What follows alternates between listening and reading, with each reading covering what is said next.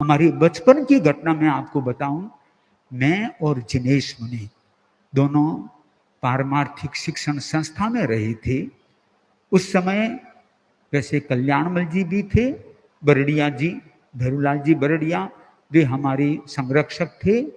राणमल जी जिरावला, जो समदड़ी वाले, कोपल वाले, अभी तो सूरत वाले हैं, वे हमारे गार्जियन थे।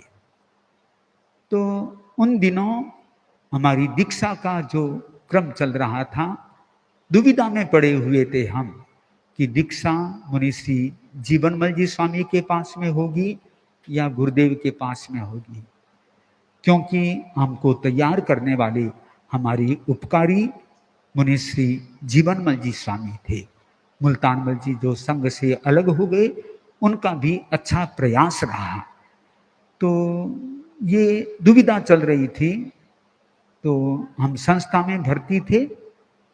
एक बार हम लोग संगरूर गए, संगरूर मर्यादा महोत्सव था।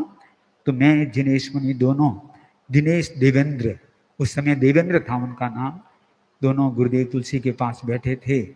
तो गुरुदेव तुलसी ने फरमा दिया, दीक्षा कहाँ लेनी है? तो हमने निवेदन कर दिया, गुरुदेव के पास लेनी है।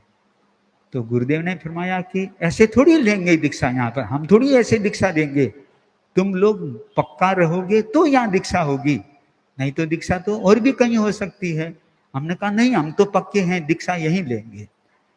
हम इतना समझते नहीं थे, छोटे थे, और हमने तो आकर के ये प्रचार कर दिया, हमको तो दीक्षा गुरुदेव के पास लेना है, हमको तो गुरुदेव ने फरमा दिया है, अब तो दीक्षा गुरुदेव के पास ही लेना है।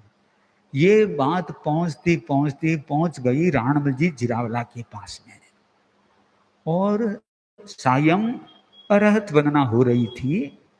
और उस समय में हम लोग सब बैठे थे, मुमुक्षु बहनें भी बैठी थी, राणमल जी भी थे, हम लोग थे। सबके बीच में राणमल जी ने जो हमारा कान पकड़ा, अर्थात ऐसा कड़ा उपालम दिया, तुम लोग क्या दीक्षा लोगे, दीक्षा लेने के योग्य नहीं हो। ऐसे कोई प्रचार किया करते हैं क्या कि दीक्षा गुरुदेव के पास लेंगे, गुरुदेव के पास लेंगे। वह जीवनमल जी स्वामी के पास में खबर पहुंच गई है, अच्छा नहीं लगता है, ऐसे थोड़ा गंभीर रहना चाहिए। हम तो उस दिन डर गए, सोचा कि पता नहीं दीक्षा होगी कि नहीं होगी, पर गुरुदेव की कृपा थी और दीक्षा भी गुरुदेव के कर कमलों से दोनों की हो गई। और हम तो अपना सौभाग्य समझते हैं कि राणमल जी ऊपर से तो कड़े थे, पर भीतर में बहुत मुलायम थे, बहुत ध्यान रखते थे। ऐसे राणमल जी जिरावला के प्रति हम तो कृतज्ञता ही ज्ञापित कर सकते हैं, क्योंकि शास्त्रों में जो श्रावकों के लिए माता पिता का दर्जा दिया गया है, वो ऐसे ही नहीं दिया गया है।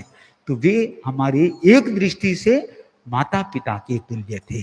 उनकी श्रीमती शीतल प्रभा जी जो साध्वी बनी थी, और उन्होंने भी साधना करके फिर अपना कल्याण भी कर लिया, और राणमल जी की पोती भी अभी साध्वी के रूप में अपनी सेवाएं दे रही है। तो आप लोग भी काले कालम समाये रे, इस सूत्र को समझ करके भीतर में भाव रखें, और भाव यह रखें कि मैं मुनि बनूं, साधु बनने का भाव रखें।